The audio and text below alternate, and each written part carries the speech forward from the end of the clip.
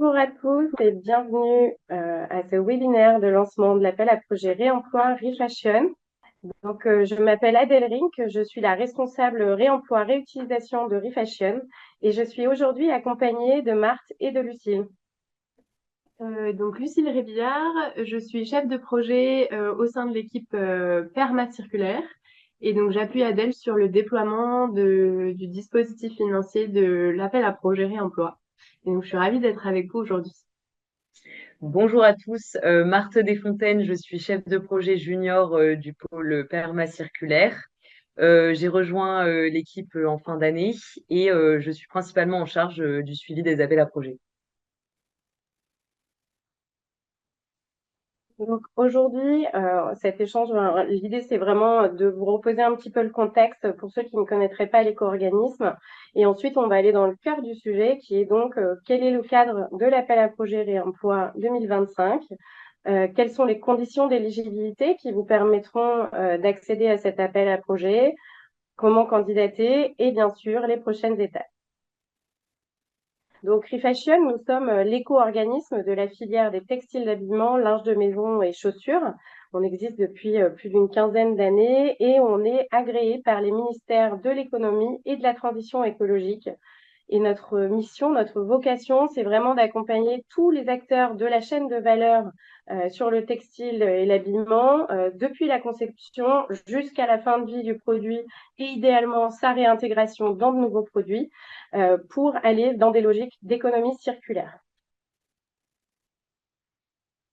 On vous a remis un peu les grands chiffres clés de la filière, puisque dans nos missions, on a également le fait de cartographier un petit peu l'existant de ce qui se passe.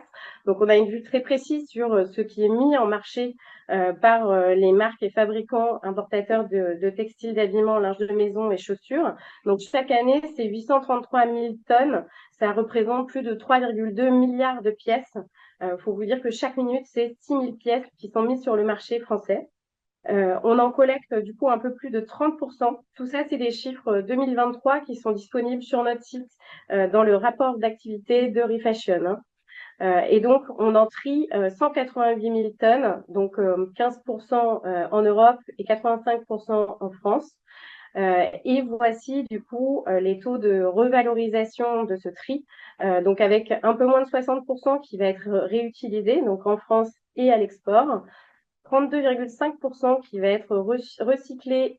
Et donc là, il y a une partie de chiffon. En fait, c'est des t-shirts en coton qui vont être coupés pour les industries, pour l'essuyage.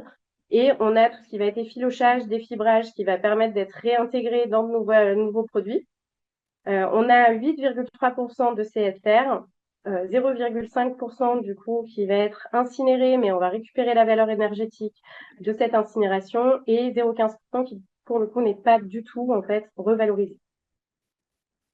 Donc, le fonds réemploi réutilisation chez ReFashion a été créé en 2023 suite à notre nouvel agrément et c'est notamment une disposition qui découle de la loi AGEC avec notamment le fonds réemploi réutilisation qui représente 5% des éco-contributions de l'éco-organisme et qui est une enveloppe en fait dédiée aux acteurs de l'économie sociale et solidaire. Ça, c'est un dispositif qui représente environ 58 millions d'euros sur les 6 ans. Et on a un deuxième dispositif qui nous rassemble aujourd'hui, qui est le financement d'actions complémentaires, où là, ReFashion, en fait, chaque année, peut lancer des appels à projets avec une enveloppe sur 6 ans de 77 millions d'euros. Et tout ça a pour ambition de développer un réemploi de qualité et de proximité. Donc là, projet réemploi 2025, on a changé de nom puisque ces 2 dernières années, on a fait des challenges reconditionnement, donc on ne finançait que des actions de reconditionnement.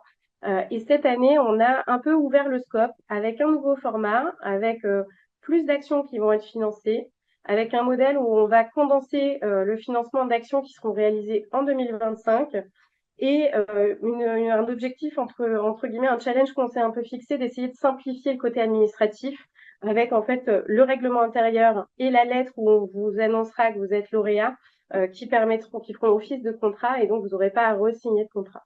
Les deux grandes missions en fait du financement de ces actions, ça va être vraiment de vous accompagner pour vous permettre de proposer des produits aux citoyens qui soient toujours de meilleure qualité, toujours plus désirables, mais aussi de pouvoir mener des projets qui vont vous permettre de favoriser la coopération territoriale et l'aspect collectif. Donc, dans cet appel à projet, on retrouve du coup toutes catégories d'actions qui vont pouvoir être financées. Vous allez pouvoir cumuler ces catégories d'actions, c'est-à-dire que vous n'êtes pas obligé de choisir un des sujets. Vous pouvez faire la demande de plusieurs catégories. Il n'y a pas, on ne sélectionnera pas forcément toutes les demandes. On pourra dire qu'on ne finance qu'une catégorie sur celles qui ont été demandées, mais cependant, vous pouvez les cumuler. Donc, ces catégories, il y a la première donc, qui est le reconditionnement. Donc, vraiment pour là, pouvoir booster vos taux de réemploi en nettoyant, en réparant les pièces à valeur ajoutée que vous aurez identifiées au moment de l'écrémage.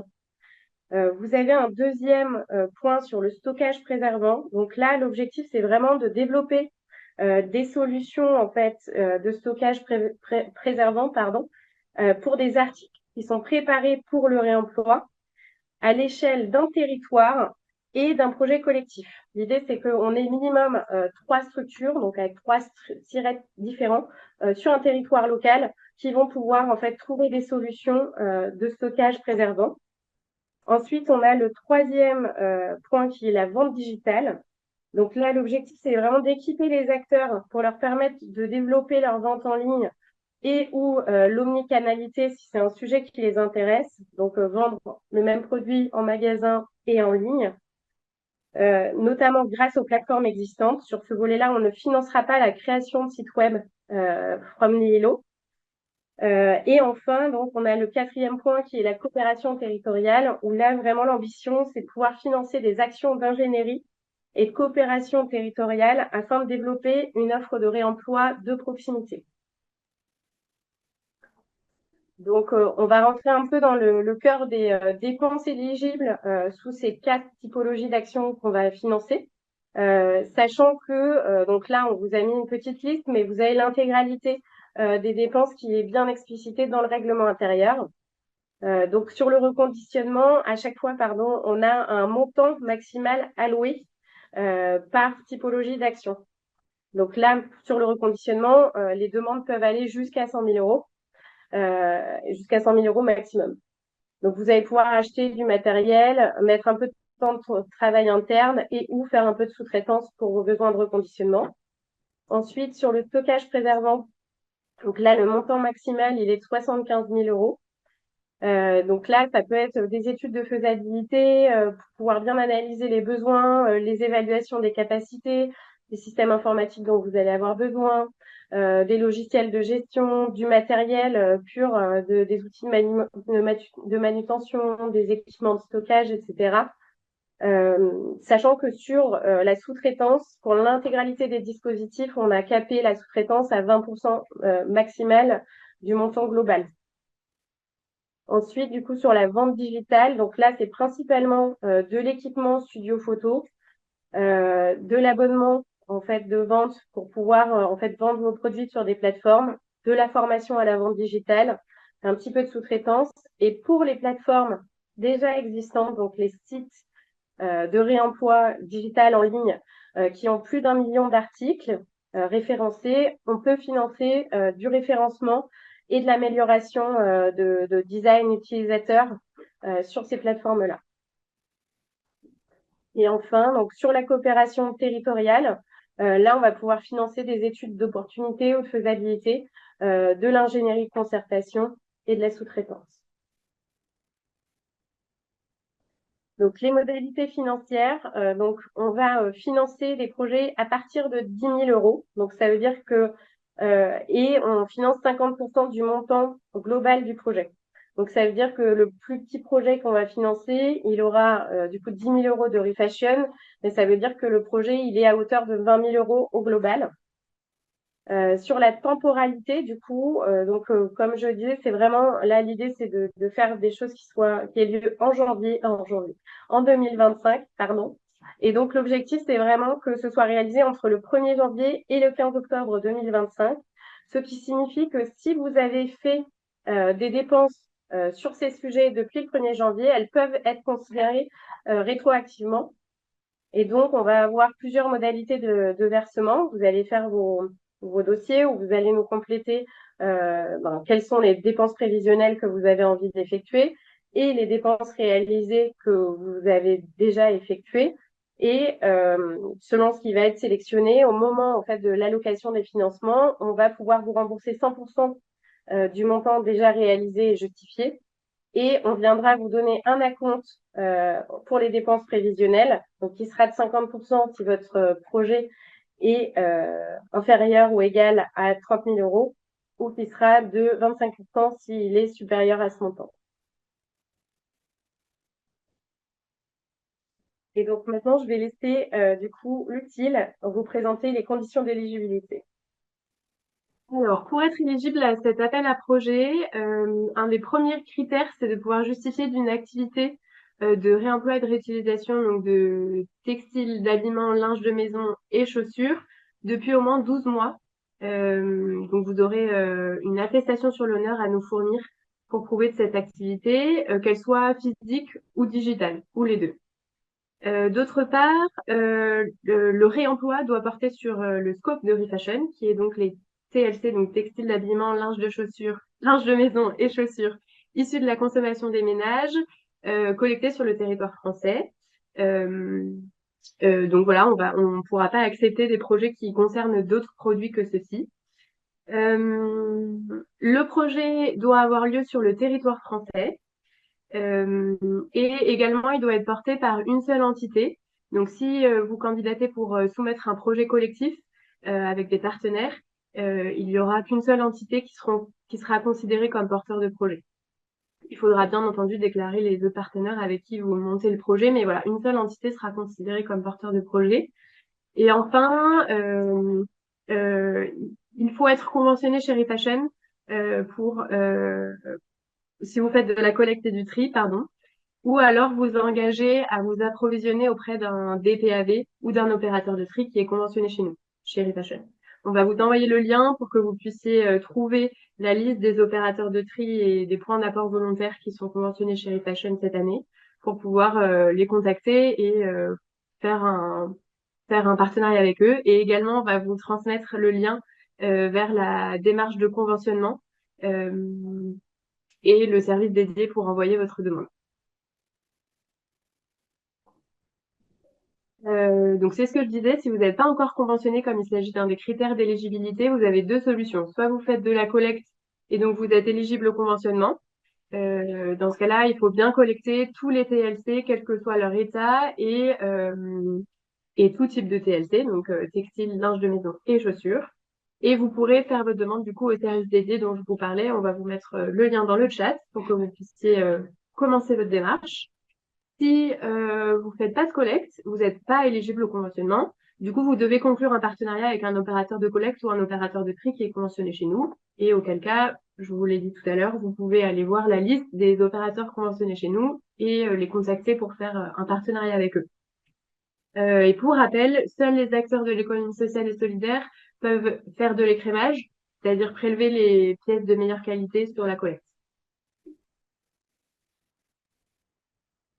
Petit focus sur les projets qui ne seront pas éligibles par retour d'expérience. On en a vu certains les années précédentes, donc je me permets d'en citer quelques-uns qui ne seront pas étudiés car ils ne font pas partie du scope de cet appel à projet. Donc déjà, tous les projets qui portent sur des produits qui ne sont pas du périmètre. Donc par exemple, ça peut être sur des produits de chute de production, d'invendus. Tous ces projets-là, ils ne seront pas éligibles à l'appel à projet.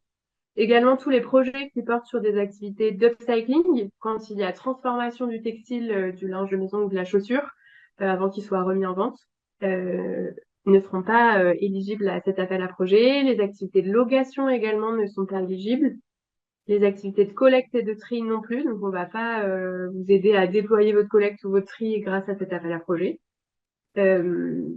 Et les projets de création de nouvelles structures également ne sont pas éligibles dans cet appel à projet, que ce soit une structure digitale ou physique. Comme je vous le disais tout à l'heure, il faudra vraiment prouver que votre structure, elle existe depuis au moins un an et que vous faites de l'activité depuis au moins un an.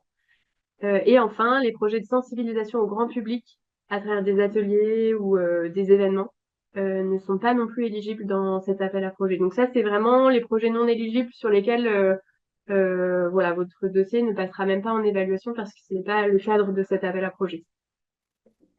Je vais passer maintenant la parole à Marc qui va vous présenter le processus de candidature et les prochaines étapes. Si, Lucille. Oui, donc le support de cet appel à projet, c'est la plateforme Agorize. On va vous mettre le lien de suite dans le chat. Vous pourrez donc cliquer sur le lien et tout d'abord commencer par vous créer un profil pour accéder à l'onglet avec votre dossier de candidature. Donc ce dossier de candidature comporte 4 sections à compléter. La première porte sur le porteur de projet, donc vous, les contacts référents. On a une deuxième section sur la structure et l'activité actuelle. Ensuite, vous devrez indiquer pour quel axe vous souhaitez être financé et à quelle hauteur. Ici, il faut faire bien attention. Il y a des questions spécifiques en fonction des axes demandés. C'est très important de bien répondre à chaque question pour être éligible. Et enfin, il y a une section avec différents documents administratifs à transmettre. Ce qu'on vous recommande, c'est de d'abord rassembler les justificatifs nécessaires à la complétion du dossier et ensuite de prévoir minimum 1 heure pour bien compléter le dossier. À savoir, vous pouvez enregistrer au fur et à mesure votre avancée et donc revenir dessus plusieurs fois. L'un des points fondamentaux du dossier, c'est le règlement intérieur. Donc, vous allez le voir apparaître au moment de votre inscription sur la plateforme. Vous êtes invité à en prendre connaissance et à l'accepter en cochant la case.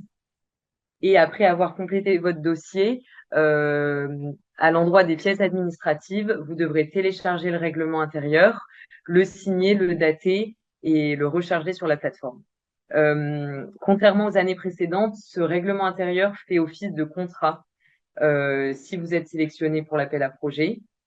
Et dans le cas où vous êtes sélectionné, vous recevrez une lettre pour vous féliciter. Une autre pièce du dossier, c'est donc les tableaux financiers. Vous aurez 2 feuillets différents. Un feuillet avec les dépenses prévisionnelles de votre projet et un feuillet avec les dépenses déjà effectuées. Euh, donc, il y a un tableau par axe. Ici, on a l'exemple du tableau des dépenses liées au reconditionnement. Donc, vous êtes invité dans la première colonne à sélectionner avec le menu déroulant le type de dépense. Ici, par exemple, on a soit du matériel, du temps de travail ou de la sous-traitance. Ensuite, vous pouvez indiquer un peu plus précisément l'objet de la dépense. Et enfin, le montant hors taxe. Oui, pour rappel, toutes les subventions sont nettes de toute taxe, donc on ne finance que les dépenses hors taxe.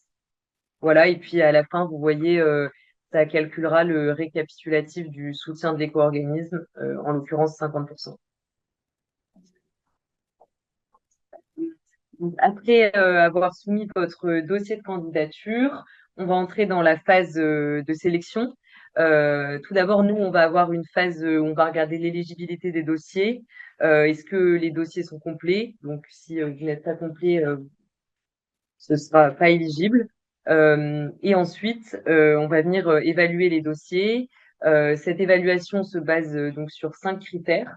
Euh, le premier critère, c'est l'ambition des volumes réemployés.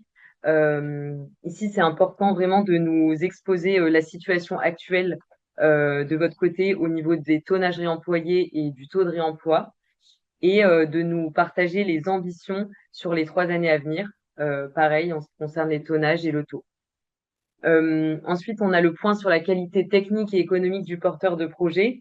Ici, on va venir regarder la viabilité économique de la structure en fonction notamment du chiffre d'affaires et de la demande de financement qui est faite.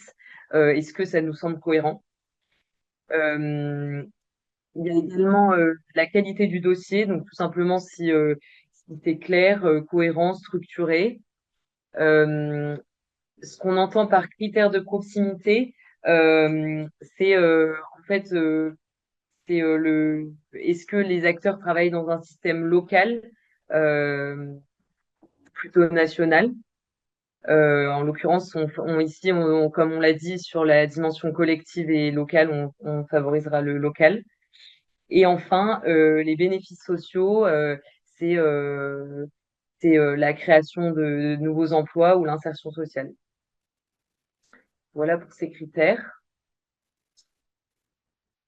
En ce qui concerne le calendrier de l'appel à projet, donc comme on l'a dit, on vient financer des actions, des dépenses effectuées entre le 1er janvier et le 15 octobre. Vous avez jusqu'au 22 avril pour nous soumettre vos dossiers de candidature. À noter, il y aura un webinaire le 9 avril, comme un espace d'échange pour répondre à vos questions sur la complétion des dossiers. Et puis, on annoncera les lauréats le 27 mai pour lancer les projets début juin.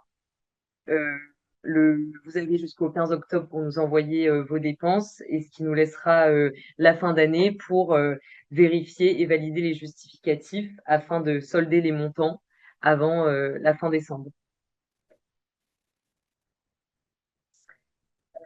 Donc voilà le QR code que vous pouvez flasher pour vous inscrire au webinaire questions-réponses dont je vous parlais. Et enfin, le lien vers la plateforme sur laquelle vous pouvez candidater dès maintenant et jusqu'au 22 avril en fin de journée. Merci infiniment. Et puis, on espère que vous saurez appeler des financements qui vous aideront à développer vos activités et à trouver des solutions aux freins que vous rencontrez. Merci beaucoup. Merci. Bonne journée. Bon après-midi. Au revoir.